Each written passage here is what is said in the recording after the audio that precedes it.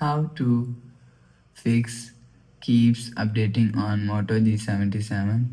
Let's start the video. If you want to fix this problem, so restart device, just click and hold side power button and volume up button and restart phone from here. After restart phone, you will see your problem is solved.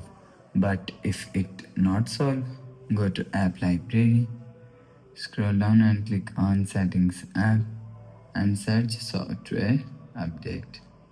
You will check your software update is latest. If it not latest, update your software latest. After update software latest, go back to home screen.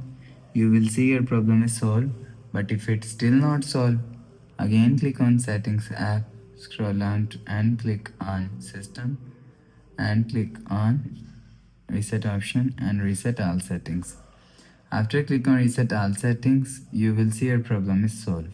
After the process, go back to home screen. So that's how you can fix when keeps updating on Moto G77. If you like the video, please subscribe. Thanks for watching.